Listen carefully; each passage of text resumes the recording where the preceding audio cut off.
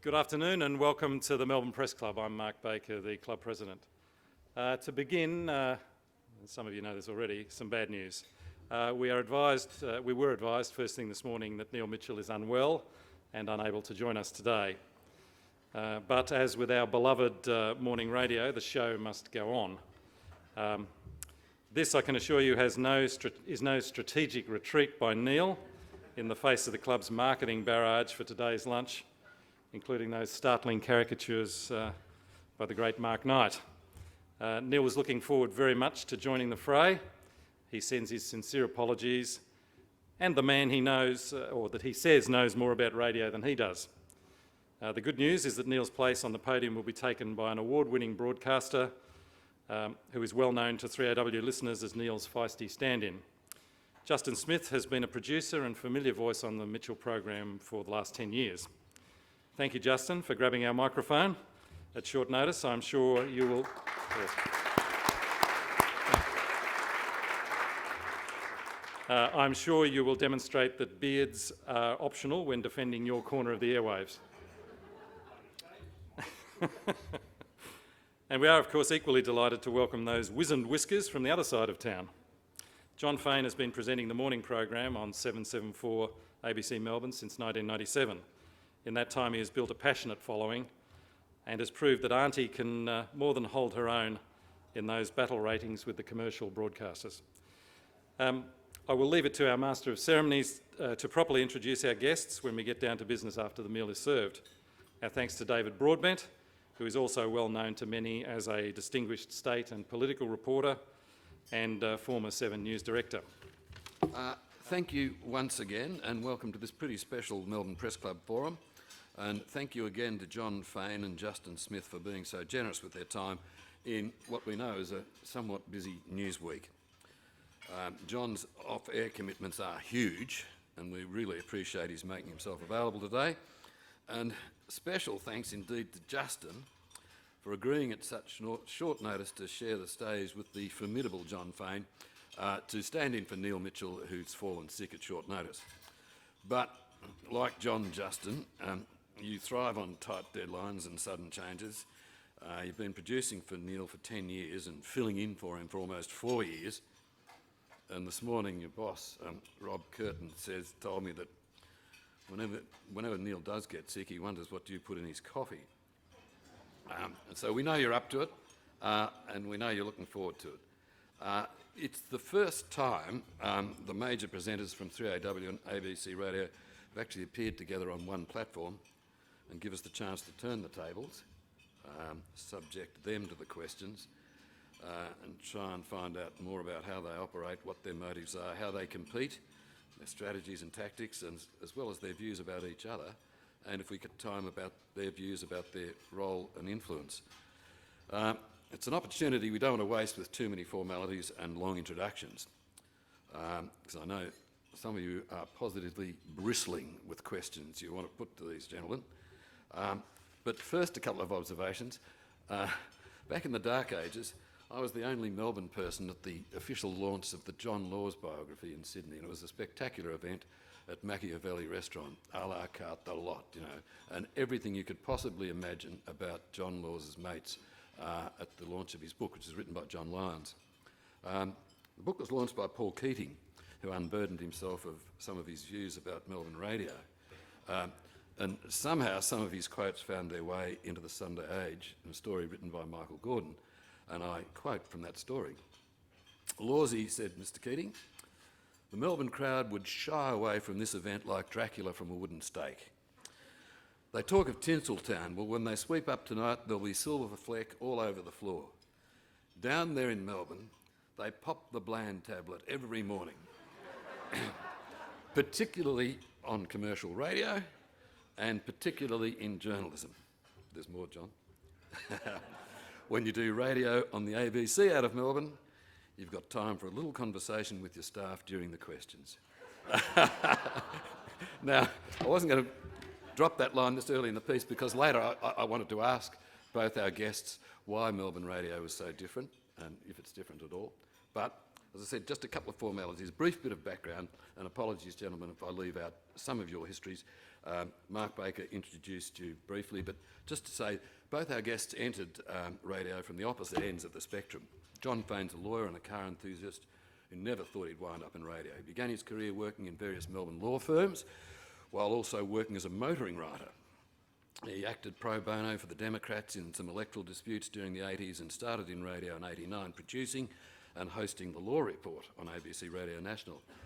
He's a published author and he's also worked on a range of TV programs and has, of course, hosted 774 morning programs since 1996. Not quite that old. Amongst other things, he's a former ABC Broadcaster of the Year. Now, Justin Smith always knew he wanted to be in radio, starting as a presenter and a producer in country radio, first in Victoria, then in New South Wales. Started with Neil Mitchell 10 years ago, and he's produced some of Neil's biggest stories. He's won the Best Commercial Radio Producer Award 4 times, 3 years in succession, one stage, and he's broadcast from overseas. He's been in just about everything he can be in radio. Anzac Day this year, he hosted the Anzac Day service out of Afghanistan for the entire Fairfax radio network.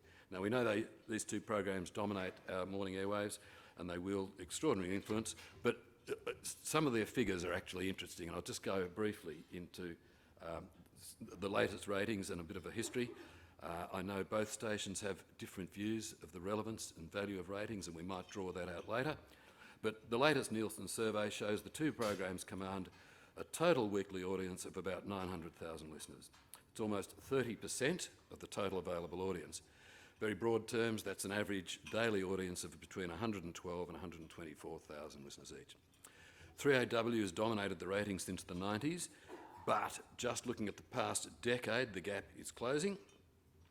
The Mitchell program has won 79 surveys compared to John Faine's 5, and they've tied once. But John won the most recent survey with a 15.1% share, and compared to Neil's 13.8%, and they tied in the previous survey. The numbers for both programs, I think we probably guessed this, are highest between 8:30 and 9:30, and again we might ask what effect, if anything, that has on programming decisions. Now, I said it was going to be brief and by way of introduction, so we're just going to start by asking our guests to speak for a minute and a half, 2 minutes max, on the state, if you'd come up please, gents, on what their view of the current state of the industry is, what they think the challenges are. Now, I know it's very short, but I want to save as much time as possible for questions, and they're radio men. They should be able to tell the history of the world in 1.5 to 2 minutes. So we might start with you, John, if we could, please. Sure. I was hoping that the opportunity was here for Neil and I to have a great reconciliation. And sadly, illness has robbed us of that opportunity. I wish him all the very best. It could happen to any of us in this room. It certainly happened to me, and it's unfortunate, and I'm sure everyone will join with me in sending him our best wishes, and that he'll be back as soon as possible. And if we get the opportunity to go head-to-head, I'm more than happy to do so. I've only just met Justin, so I feel really, it would be completely inappropriate to be really mean and nasty. But I wouldn't want to miss an opportunity, so... I was going to suggest to Neil that between the two of us, maybe we would have enough clout to get the 7-second delay changed to 14 seconds as we get older and slower in our reactions, and we could live life with a lower anxiety level accordingly. Look, what we do, maybe we have very little in common as well as having a lot in common. Sometimes I think the only thing that the two radio stations and the programs have in common is the technology, and our values are completely different, and you can make up your own minds about those things. My response to Paul Keating's little quip, David, is of course I was not the presenter of mornings on 774 when Paul Keating was Prime Minister. He was on the backbench at the stage. And I'll let you decide if you want to go back through the history who he may have been referring to. It certainly couldn't have been me because I wasn't there at the time. But, okay. And the other, for the record, I've never represented the Democrats either for a fee or pro bono. Really? So I don't know where that came from, but well, I would hate anyone in the room to go away misunderstanding what... Wikipedia gets it wrong again. What came from the... Wikipedia's wrong. I bet you if they didn't go under, you would have ended up for it. Let me start right there. So, look, okay, it's a wonderful opportunity. I'm more than happy to take on any issues, and Justin, welcome to the podium. A fair fight, a Thank good you, fight. John. I appreciate And that. welcome aboard. Justin. Neil is not quite as bad as John led you to believe. He beat that up. The shock for an ABC guy to see him beat it up so much, but he'll be fine. We were actually thinking of staging some form of a Neil coming through here, and thank you, John. Yeah, expect him to come in with a drip. come through with a drip, and he, in a hospital gown with his arse hanging out. But I sadly don't think it's going to happen. So I apologise for that. I'm interested in John's thoughts on values. He said he thought that the values of the program were a bit different. So that'll be a question for me coming up for you a little bit later on. You don't get to ask questions. But I think that look. What David said is true. I've always wanted to be in radio. I like it. I like it a lot. I think talk radio is doing very well. I think there is an enormous difference between Sydney and Melbourne talk radio, and I think it's sort of like the difference between, I don't know, Sale of the Century and News. You know, just because they're both on TV doesn't mean that they're the same program. I think they're incredibly different. And one thing is I think the talk radio does here is gives the audience the chance to be the heroes, and they have the chance to guide the program, not only be a part of it, not only call in just so someone can kick them around and beat them up, but I've seen some of our biggest programs and some of the biggest programs that have ever happened on Melbourne radio steered in a particular direction because the listener made that happen. A caller called not with a ratings book, you know, months down the track, when they made a decision about a particular program, but in that instant they picked up the phone. And John, you'd agree that mobile phone's been a complete revolution for talk radio. Probably the biggest change in talk radio that there's ever been, albeit a little subtle to start with and a little crackly, but it crackles on still.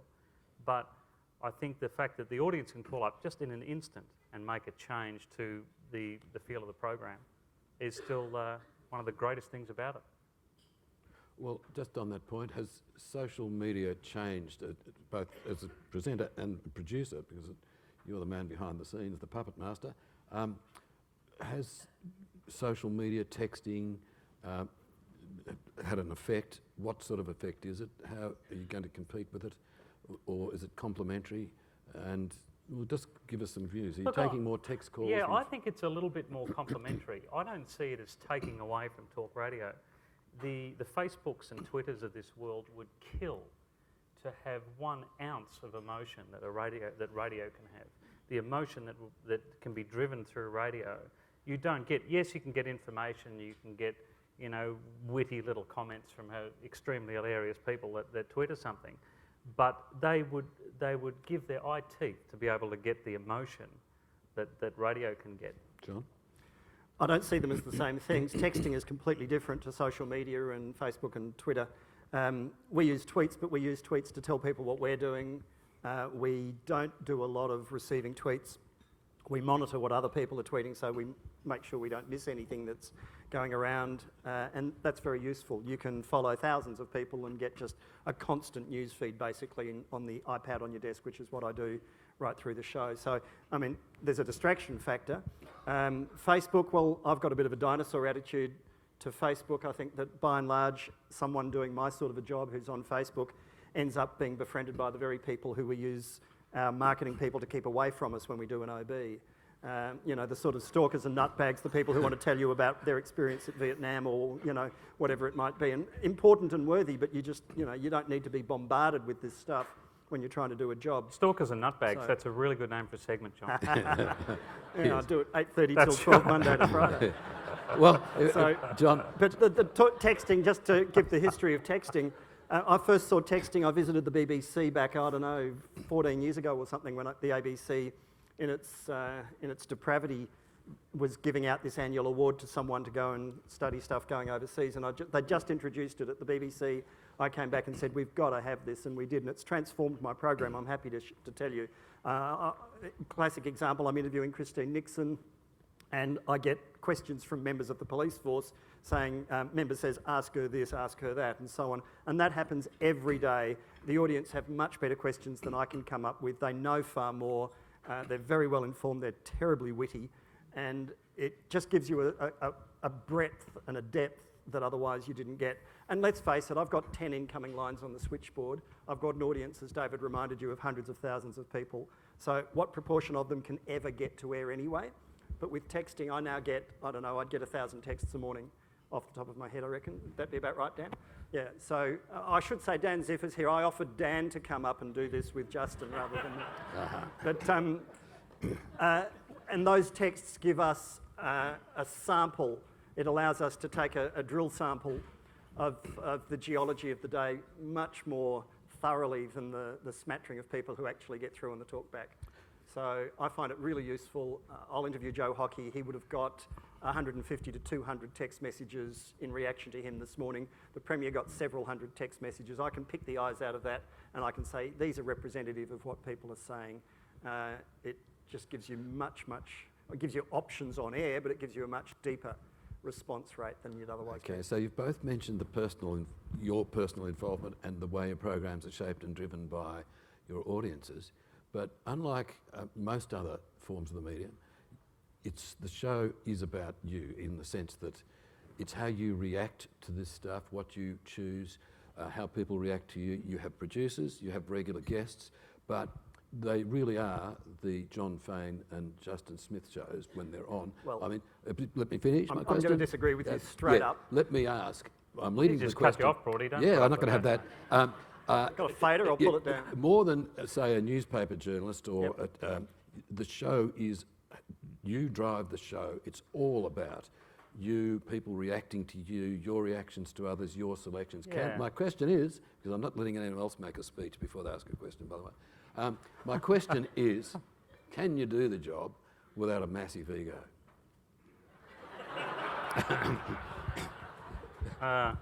John, You obviously need to have a great deal of self-confidence and assurance in order to go eyeball to eyeball with the Prime Minister, the Premier, the decision makers, the business leaders and so on. Of course you do.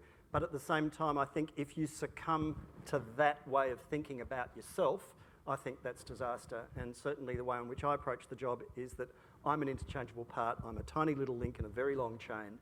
And if I start to think that I am important in the way that I think commercial radio people, in fact, are encouraged to think, I regard that as toxic within the ABC culture. And there will be a day, and it might be tomorrow, it might be next week, when I'm not having fun anymore, it might be next year, who knows. But the minute I'm not having fun, the minute I'm out the door, and then someone else just picks it up and runs with it. Justin, I think you've got to mention them. Commercial radio. I think I wasn't listening. No, I was, John. I think the ego part is pretty fair old whack. I mean, I think to say, if you were to say that you don't have much of an ego, would be wrong. But I think it is the fact that the ego is used, hopefully, to keep driving the audience along and being part of it. And I think to go back to the Melbourne and Sydney thing, I think what is terrific about the Melbourne audience is they will belt the hell out of you if you start to believe your own bullshit. And if you start to let your ego get out of control, they will very, very quickly let you know about it, and then you probably won't last. So yes, you can drive along with an ego. But I think I like to think of it more as a ham than an ego. That to have a little bit of ham in there is a good thing. Mm-hmm. I find that deeply offensive of someone who's Jewish to say that I am. It's deliberate, provocative and completely unacceptable. Yeah. Just found the mark there with that one. Now, I'm sure there will be questions. I've got a lot more, but I don't want to cut anybody off. Is anybody? Nobody wants to ask anything. Anyone They're bursting with a completely question? And let me say, with the exception of myself, we wanted questions, not editorials. Yeah, get to it a bit quicker than the last caller, if you don't. You heard Justin already say he's not listening, so you can ask anything you like. Here we are. Could you introduce yourselves, please, when you ask a question?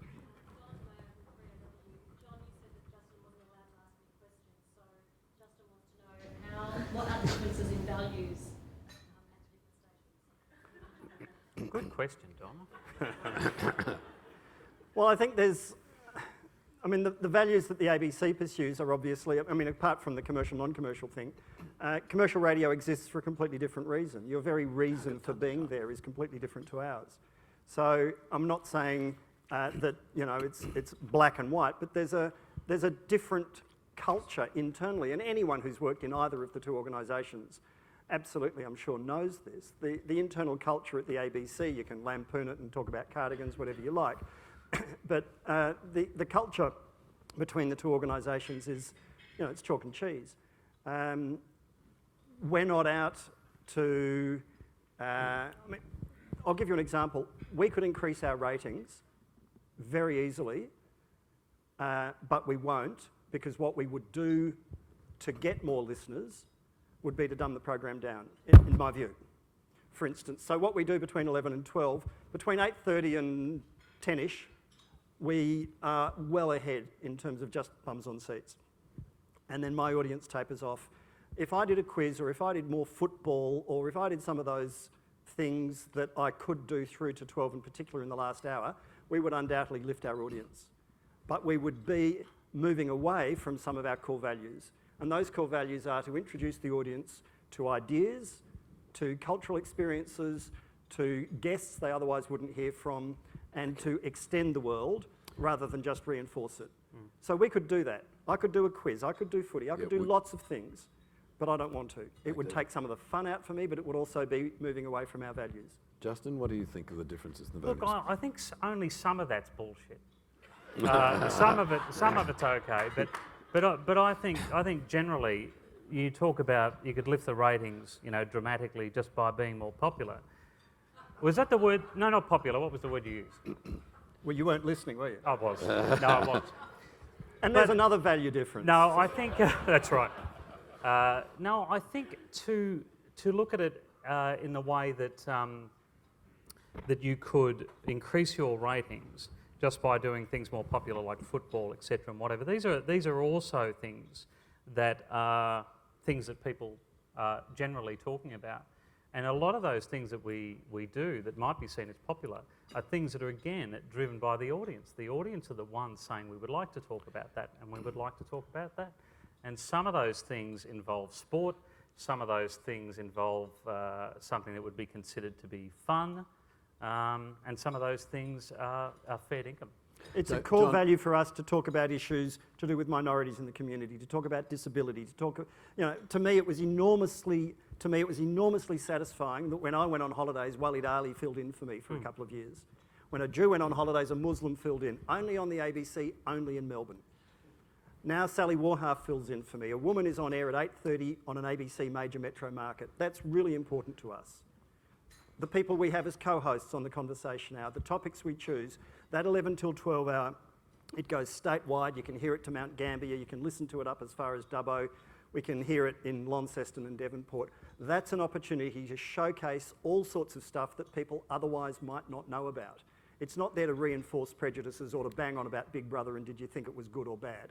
That's not what we want to do And with it. John, We would get more listeners if we did, but that would be a complete, I think, a dereliction of duty. And everything you're saying is underlining the point that they're the things you think your listeners should know about according to your judgments. Absolutely. So I get back to you It's are values. you are the show. No, it's your judgment. And could I just ask what happens, heaven forbid, but if your ratings plunged, do you think the ABC would continue to think it's a great thing that John Faine's values and selection processes? They will look at your program if your ratings plunge. I take your point about your independence, but you are not totally free of the ratings rod, are you? Yes. Well, it's I absolutely, believe me or not, I do not know when the next survey comes out. I don't even know how many surveys there are a year. When they come out, I look at them, I'm interested, I look for trends, but I honestly, you know, you told me what the figures were. You know, they're interesting, but I don't live or die by them. These guys, literally, they live or die by them. Well, that's not true. We don't live or die by them. And you would know that you are in survey now, right now, do you not? I know that they're there, but I don't know when it but finishes. John, you know very well that you're in survey right now. You may not know when the figures are coming out, I but haven't a you clue. know that when you turn on the microphone at 8:30, that at the moment, maybe it's not the key thing that you're thinking about. You know how I know sometimes? Because your presenters are all on holidays, which means it must be out of ratings. Okay, now tons of questions. We've got one right down here. Please introduce yourself. Cindy Christian from Inter-Ellison. I don't think she should be allowed to ask a question. No, it's going to be very fair, John. Now, both... Cindy and I went to uni together, if people are wondering why. only very recently. Now, both channels receive a lot of text messages, which are both confirmed. Those text messages would be received when you're on air. They would be commenting upon both Neil and John's handling of witnesses, or sorry, not witnesses, that's illegal. Handling of the people who've rung in or of the interviewees. Some of those would be negative, some of those would be positive. Do you both have policies or views on how many of those that you will read out? I know John reads out some. I'm not sure whether Neil does at all. Okay, that's the question. Do you have policies about this? No. So you don't necessarily, you won't read out bad ones, or you'll... Oh, we would read out bad ones, we'd read out good ones. They we'd never just get read any, them out. Cindy. No, we'd read them all. There's no policy on it. They just, it's just. Do you all part of moderate the your program. text screen, or does it go unmoderated to the presenter? We don't have a text screen. We don't Okay. run text like that. Okay. We have some presenters who read the screen as they come in, and I do that. I want to see everything. There are other presenters... It doesn't mean you have to read it out just No. because you see it. No, but there are other Just because presenters it's who... in front of you. The producers read the texts and then cut and paste some through for the presenter to read out on air, so they moderate it for the presenter. I like to see them all, and I'm juggling that along with Twitter, along with the internet, along with the screen. So that's just part of the performance for me. And yeah, I read out some of the nasty ones about me, but not the really nasty ones. Questions? One down here. Introduce yourself, please. Bill Forward, my name. John, I'd like to ask you, what contribution do you think that Neil and Justin make to Melbourne? And Justin, I'd like to ask you, what contribution do you think John makes to Melbourne? Well, look, obviously we all make as much of a contribution as we can, and that, you know, that whole kind of Crusader Rabbit routine that we sometimes carry on with is a vital part of the theatricality and the performance of what we do. We get bombarded, as I'm sure do you, we get bombarded with people who say, you know, can you help me with this, can you help me with that, and everything from, you know, neighbourhood disputes to immigration to life and death issues like the ambulance thing the other week. And sometimes you respond and, you know, you go out and visit emergency departments in the middle of the night, see it for yourself, come back, report the next day and say, wow, you won't believe what I saw. And you like to think that you nudge things along. I mean, you know, you used to be in Parliament, Bill. Whether you did this, I don't think so, but some of your colleagues have been known to get in touch and say, I'm trying to get this done, I can't get the Premier to answer it, you've got him coming in tomorrow, can you ask it? And you then think, okay, I've got a role to play here. And that's an enormous responsibility, and you take that very seriously. Obviously, you know, what they do on occasions for individuals, for causes, for campaigns, it's terrific. And the clear distinction that Melbourne radio is so recognisably different to, for instance, Sydney or even Adelaide, even Brisbane talk radio, I give what 3AW have done, I give them a great deal of credit for that. They've not gone down. When Stan Zemanek came to Melbourne, what happened? I mean, you know, he totally bombed, and that kind of redneck crap, I'm sorry he's dead, I don't want to speak ill of him, but redneck crap, it just didn't go down in this town, and they read the market very astutely, as they have to, and I hope we do too. Justin. I think on Stan Zemanek, again, may he rest in peace, but it is, the Sydney radio is an act, and I think when you come in with an act, it's just not the kind of radio that people would really like. They'd like it to be genuine. And if it's not genuine, well, they'll pick it out pretty quickly. I really can't add a great deal more, I think, than what John said about trying to push along, for want of a better word, campaigns and causes. I really can't add to that. I think that, and also what John adds is strong competition. You're better off in a town this size. For goodness' sake, we can have some tough people fighting it out as far as competition goes.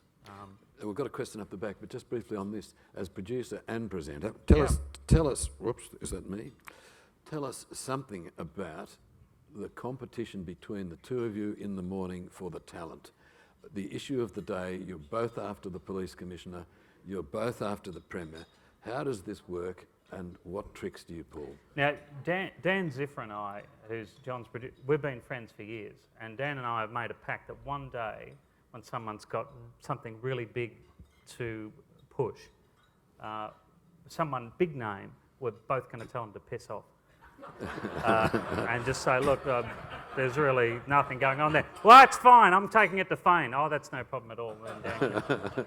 We got that packed, but he's probably going to wimp it at some point. Look, the fight for the He talent. suckered you in on that one, didn't Yeah, he? that's right. He's tried that on a few people. Look, all these hands in the air. I think the fight for talent, we really don't focus on a fight for talent, and we don't focus on having it on first. John's tittering and laughing over there with his values. But we don't fight to get somebody necessarily on first. We fight to get that person on when it works for the program. Sometimes to do something at 8:30 where it gets talked up and we have reaction from the audience, and then the interview's at 9 o'clock feels better than having the interview at 8:30. So we try to focus on how we would like the program to sound and then drop in the talent accordingly. Neil's not here. Can you just turn the cameras off for a second? Everybody's sworn to silence. Okay? Everybody okay with that? What we tell them is, look, Neil bullshits for so long at the start of his program, you could do us first and still be his first guest afterwards. So that sometimes works for us. No, we dance around each other. In fact, it's interesting. It's a transition, and it's a pity Neil's not here because Thanks, John. over the years, before Justin's era, Can I have some more we water, used to. John? You've Right, interrupted. tip it over you. Thanks. This is a tactic. We used to clash for guests much more often than we do now, and I'm not sure why. I'm not sure if it's because he's changed or we've changed, and I was looking forward to maybe trying to work that out. But we typically do 3 or 4 interviews in the first half hour. They're fairly punchy. That 8:30 till 9, for us it's working when the phones are ringing. The guests are rotating quickly. Ideally they're in the studio, but you don't always get what you want. I try and make my introductory, I'm told they're always too long. We try and get to the news headlines quickly, make sure the first guest's on after the traffic within about 4 minutes. Rarely happens, usually it's 5. On the basis that people want to know what's going on. Your first guest is your lead. You want to get stuck into it and get going as fast as you can. Thank you. Now, there were quite a few questions. We've had this one at the back for a fair while. James Connors from Medibank. I work in a corporate affairs, public affairs type role, and I know that when myself and my colleagues think about appearing on your show, either because we want to or because it's a request from your producers, we approach it with a lot of trepidation, anxiety, Fantastic. a lot of preparation. I'm just wondering what your view towards the likes of me and my colleagues are when we appear on your show, and if you have come to that with a mindset the way that we do to you. Well, if I get to answer first, I'm always genuinely amused to hear that, because from my point of view, what could I possibly ask your person from Medibank? What could I ask them about their business that they don't know? I mean, you know, across the given day, I get to work at 5:30. I've got to read all that crap about James Hird, which I really can't follow anymore anyway. I've got to keep track of what's going on. It's popular, John. They love it. I've got to keep track. I've got to keep track of what's going on in Syria, as well as what's going on with asylum seekers, as well as what's going on with roads and traffic and infrastructure and, you know, all this stuff. I've got 150 emails from listeners. I've got so much to do. The chance of me actually knowing more than a veneer of what it is that your guy's going to come on to talk about is so slight. It's so slim. All I can do is rely really on my instincts and hope somewhere I might just strike gold. And the idea that the guests are worried that I'm going to have some great kind of, you know, background of research to fall back on, it just makes me giggle. While we're sort of worried about, well, geez, have I armed myself with enough here to go into this interview? I hope so. I hope we can get something. But I think as far as putting people on it and getting interviews on, I think something that I've found a bit offensive over the last few years is this habit of putting up spokespeople. And they're usually, you know, 24 years old. And I reckon he's about 28. And they've got Older. he's cut himself shaving and everything. But it's they put on a person who's about 24 years old or 25, who is a PR person who did not make the decision to do this thing that they're having a go about. And they come on and they say, oh yes, John, and yes, Neil, and it's not this and it's not that. They really have nowhere to go. And sometimes You know, I've sort of got a signal for Neil to sort of just take it easy a bit, and that's kind of this one. And I find myself doing that. It's that one. I know you've got this one. We've got that one. No, we've got that one. But but John's got. Can you stop using it just for this lunch, though? But there's this habit of putting up these spokespeople. This is a such and such spokesperson, and what they are is just a PR person, and they really are not in a position to give answers. I find that's probably the big change I've seen in the last couple of years. Thank you. There's a question right up the back. Thank you. Jim Clark, I'm a writer. It's acknowledged generally that, and has been today, that Melbourne and Sydney radio audiences are vastly different, although the ABC and commercial radio operates in both cities. Can you gentlemen tell me, please, what or who were the driving forces in the evolution of the so different audiences in the two cities? What made it be so? Who's the oldest here? I'm happy to advance my theory, and I'll say Rupert Hamer and Bob Carr. Neville Rand, maybe. When Sydney politicians and power brokers started tugging their forelock to John Laws and Alan Jones, they pretty much dug their own grave. This city's cultural sensibilities were always evolving along different lines. The way power is exercised, the way power is used between the two cities is fundamentally different, and you've actually seen that in yesterday's ICAC report as well. I mean, don't we wish for that level of corruption in Victoria? I mean, for goodness sake. What do? We've got Jeff Shaw and his petrol vouchers, and they've got $200 million coal leases. I mean, you know, there you've got it in a nutshell. We just can't even do corruption properly. Yeah. So, you know, it's chalk and cheese, and I'll take it back as far as that, and I think that's, you know, it's the city, the life of the cities is different. Shock jockery hasn't worked when imports have come down here, but could it change if we grew one of our own, Justin, for instance? Well, we've sent some to Sydney. Yeah, I mean, I'm asking Justin, could we Steve grow one Price of is our on own? air there now. He is. Could it change? Firstly, I hope not. But I don't think so. I think Melbourne, the feeling I get is I think Melbourne would sort them out. And you might get a person, again, it's just showmanship. They like a show in Sydney, they love a show. And I agree with John a bit and they're tugging the forelock with Jones and Laws. That certainly happened. I think it started a little bit before that. It was just that sheer showmanship. And even though we've had good showmen here, great showmen on air, I think they are genuinely just showmen within themselves. It's just what they're like. And I always find, not to try and plug our own station, I always find Ross Stevenson the best example. Ross Stevenson is exactly the same on and off air. It is scary how much he doesn't change from on and off air. And I think that's what works with him. People know straight away that they're getting something that's pretty fair and pretty genuine.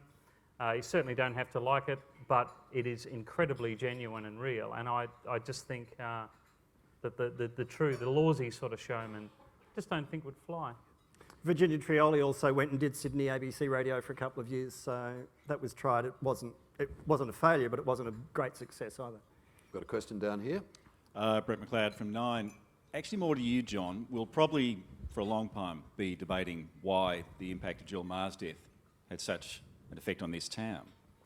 And it's pretty obvious why it had an effect on those who work with her at the ABC. But I'm particularly curious, I don't want to trawl through all that again for you, except for when the sentence was announced, and in my story I did that night, I used a clip of you talking about that and announcing it on air.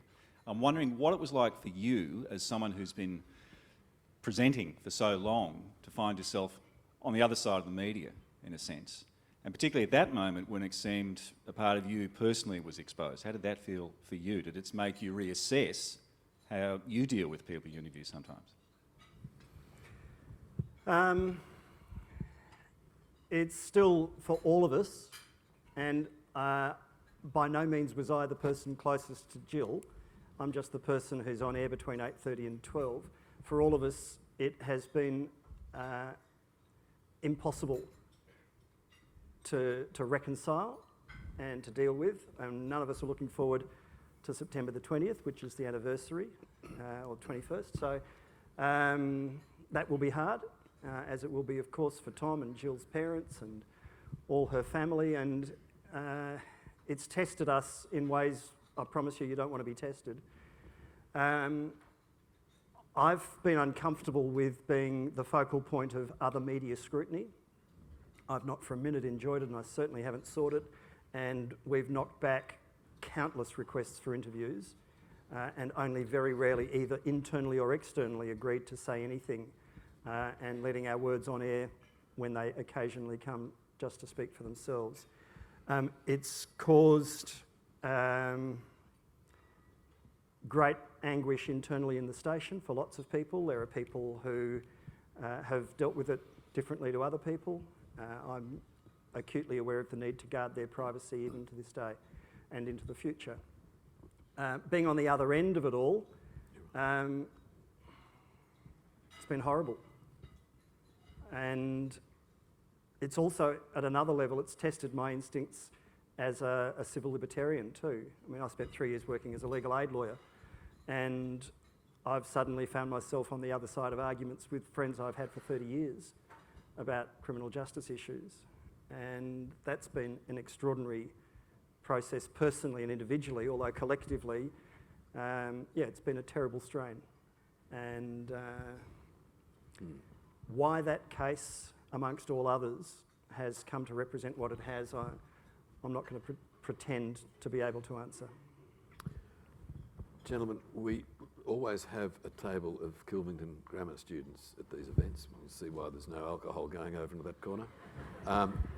And Have they drunk it all? they generally produce a tough question, and I think they've got one now.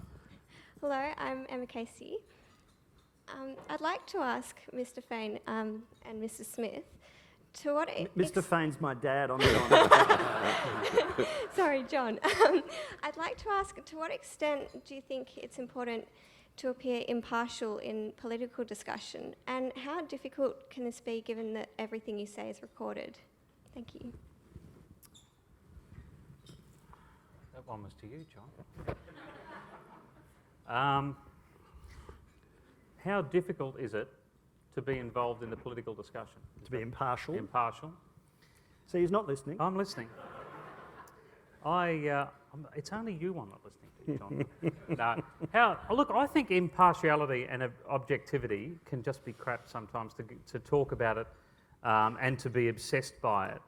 I would much rather a presenter be maybe not over the top with their political views, but certainly with their ideology, is to be upfront, not pretend to be impartial, but to say what they think, and then you can get straight to the core of that person and say, well, this is what they believe in, and I can either agree with it or disagree with it or turn them off or listen to them more often. But I think if you were to sit there and strive for objectivity constantly, you might make for some boring radio, but also you're not going to try and get to the core of that person either. And my job is to try to challenge and counter whatever point of view any guest is going to put through. So I should just as readily be able to argue against Joe Hockey as I should against Penny Wong. And whoever turns up, I've got to try and test what they've got to say. And ideally, the audience haven't got a clue what I think at the bottom, at the end of the equation. If they pick up clues here and there, I mean, I'm endlessly amused when people say, oh, but you think this and you think that. And I go, well, do I? And sometimes I go home and I look in the mirror and go, what the hell did you say today? What were you thinking? And that's the role that the ABC requires you to play. Now, I've been in trouble recently for dropping that veil on a couple of issues, and it's internally a very sensitive issue. How far are we supposed to go, and how thoroughly neutral on issues you're supposed to be. I made a few remarks last week about the royal brat, the new baby, and I think I described it as another parasite on the taxpayer, and here's this child who, by reason of royal blood, we are all supposed to be bowing down to. Good thing you didn't drop the veil on that. A one-day-old baby, a one-day-old baby to whom we are subjects. and I find that personally deeply offensive. Surely we can have a mature conversation about this. And did my boss, who's here in the room, did they go nuts? Did they what? But, you know, that's an internal debate within the ABC. Are you not allowed to say that stuff?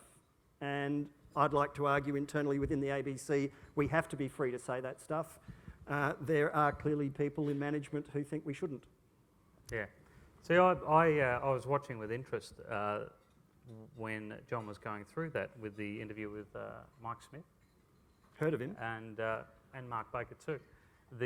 Which I just thought was absolutely outrageous, that a presenter couldn't, because I listened to that interview, listened back to that interview, and I had thought that John was being reasonably clean and clear into what he thought. He wasn't trying to, yes, he was pushing an agenda, but he was pushing an agenda openly, as opposed to, God, I'm sticking up for him, I can't believe it. But as opposed to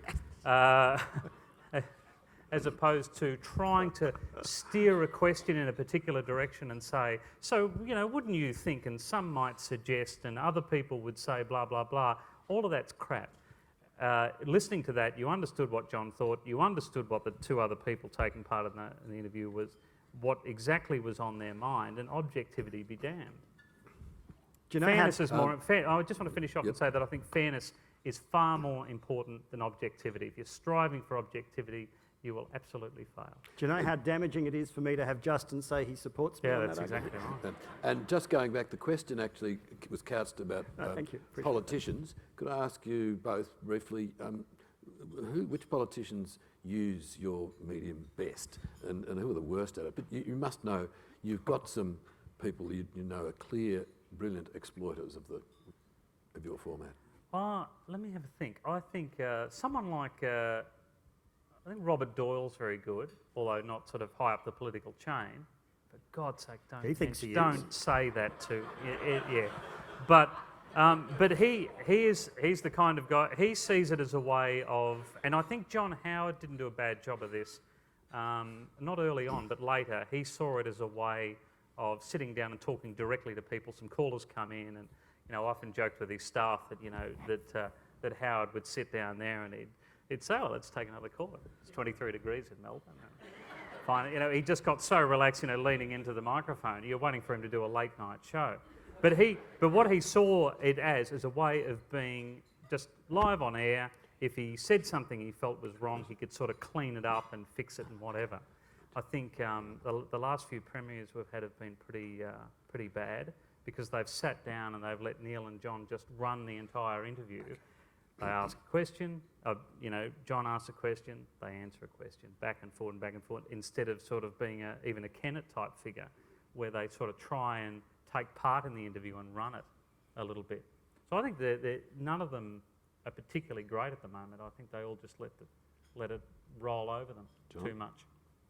What do you think, John? I completely agree. John Howard, almost every day of his prime ministership, popped up on a talk radio station somewhere, wherever he was in the country. He endlessly used talk radio, and very successfully. And I'll tell you, he would come in, he would not have a single briefing paper in front of him. He would plug in his earpiece, he would take all comers, and he loved it, and he never referred to a note. Ted Baillieu would never come in... wanted to know what the questions were? Never and would just once. take and had an encyclopedic memory for the margin in the budget deficit of 1987 off the drop of a, you know, just absolutely extraordinary. Ted Baillieu would come in, he'd have a folder in front of him with dividers and coloured tags and post-it notes. You'd ask a question about, you know, road infrastructure, and he'd flick through, and by the time he got to answer it, he lost his notes and he'd be fluffing around, and he just didn't trust himself to have the figures at hand, and he tied himself up in knots every time. It's quite extraordinary. I won't talk about current incumbents. Julia Gillard was never comfortable doing talkback. The camera hated her, the microphone hated her, and yet face-to-face, incredibly charming and personable. And she could work a room along with the best of them, but electronic media never worked. Robert Doyle, yeah, but he undoes himself sometimes, as he did on my show by talking about the protesters in the city. Totally undid himself, totally unnecessarily. He's got that, you know, that side to him as well. But what I might say is I'm astonished... Yeah, we're not their PR tool.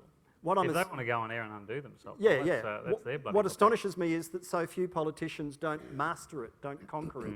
It seems to me to be an absolutely essential, basic tool in your toolkit to be comfortable doing that stuff. I can't believe that they're so nervous, so anxious, and so hesitant. Along with, the leaders of commerce and industry, you ought to be spending much more time, and connecting with people on talk radio is a much better way of connecting than having a quote on page 17 of the Fin Review that you've spent weeks trying to get. Maybe they just don't know how amusing you are. There's a question on table 13. There is Nicole McKechnie, Telstra, a long-time listener, first-time caller.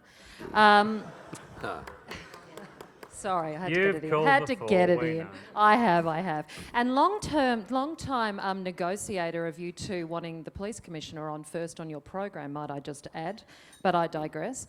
I guess I'm just interested, I get... Then he banned us. Wore it like a badge of honour, John. Yes, thank you, Justin. I guess Good man, Simon Overland. Yeah. I'm not being baited. I get the campaigns. What was in that secret report, Nicole? I never found out. Stop it. That's right. I'm asking the questions now.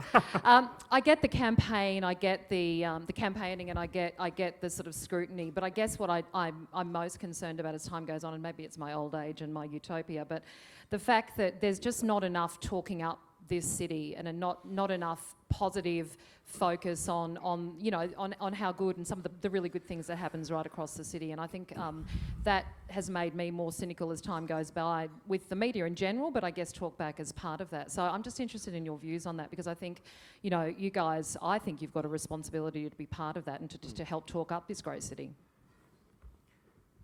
Totally agree. And it's very easy in the gig that I do, because you're bombarded with whingers and whiners and people who have got a problem, and you can very quickly get a quite skewed sensibility, and I totally agree with you. It's something we guard against, and we're always now looking, no great secret here, we're looking for head and heart and hip, and we're trying to mix them up. We want to quote one of our ex-bosses, you've got to give them the meat as well as the potatoes, and you've got to lighten it up. Very popular view, John. Yeah, you've got to lighten it up. And we're acutely aware that sometimes it's all doom and gloom, and it shouldn't be, because that's not real life. I think talking up the city is terrific, and because it's a pretty easy sell, because we everyone in this room, apart from a couple of fly-ins, generally would really love this city. But I think what you're driving at about talking it up, if we weren't talking about some of the other things, then some of those things just may not necessarily get fixed.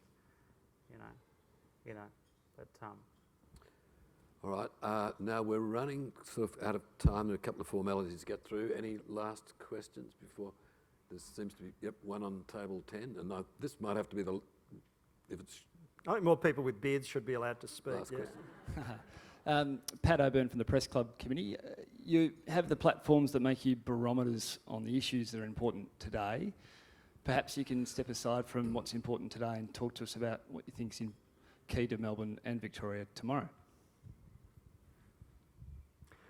Sure. I think some of the infrastructure issues that we are accused of obsessing over are pretty important. But I want to pick up on what Nicole's saying. I think some of the community glue, cohesion, those sorts of issues are more important. All the reaction we got, for instance, when we did news coverage of the disability insurance scheme, was a real eye-opener into a whole lot of stuff that otherwise doesn't get talked about. Community, harmony, race, those sorts of things. There's an enormous amount of good stuff happening, and because of what we were just discussing, a lot of the time all we ever talk about is when things go wrong, and we need to celebrate a lot of that and a lot of that glue that makes for a community, however it might be defined. And what we do instead is we kind of chase all the sort of, he said, she said, who slipped up today stuff. And, as media people, we probably obsess over stuff that really normal people don't care about at all. Yeah, I would agree with that. But I think John's right in community. The feeling that we get from people is that feeling a little bit more connected is a good thing, and that would be a nice way forward. I think, John, you mentioned Jill Maher before, and you said, why did it sort of touch people, to that level? I think it's, there was some real good that came out of that, which is that people could feel that they weren't the only ones that thought that this was just absolutely horrific, and it could have happened to anybody that they know. And I think that they look at that and they feel they got the chance to feel a little bit closer.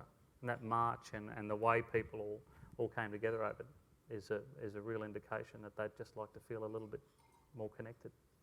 And on the other side, I think they would like a little less bullshit. They'd like to be told things a little bit straighter. Something I mentioned this morning is the Jeff Shaw thing led us down the track of state politicians taking trips overseas, and yet we were asking the very simple question: how many have we done in the last couple of years? What's the price?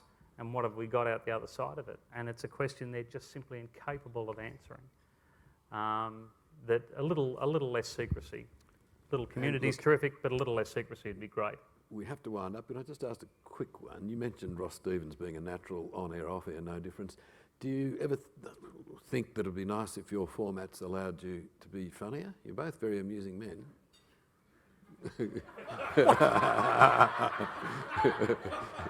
Tell my kids that. Brody, I was hilarious at 8:30. You're a natural comics, you bounce off each other. Maybe you should have a segment where you talk to each other on air. Yeah, right. All right. Okay, thank you. Is there, unless We'll there's leave that to Between Red commercial Simons. breaks, we just have a bit of housekeeping to do, and before we thank.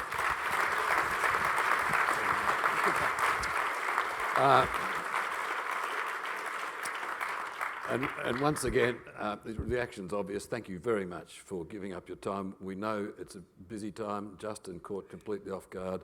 John's got all these huge commitments, and we can't thank you too much.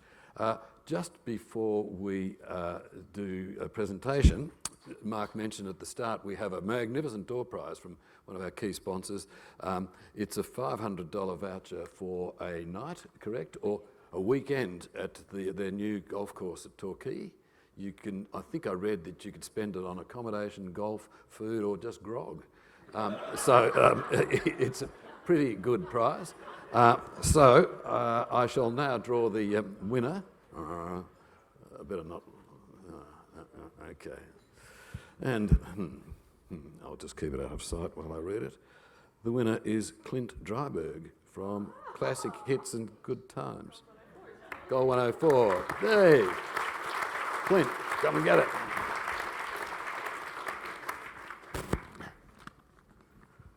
Beautiful. Don't spend it all at once. Thanks. Okay, now, thank you. And, right, thank you. You need that card. Where are the, you've seen these magnificent Mark Knight caricatures here, and we have, I think, one for each of you, which I won't bring up. We're going to ask you to take it back. We tried to get a shot of you and do a paste over, Justin, but we're too late. Brody, that's a great present. Yeah, I know. It's terrific. I really can't. We asked Mark. Words. We asked Mark to do a quickie on the spot, but even that was too much for him. So, but. Mark. All right. So once again, from everybody, thank you very much. Thank you. Well done.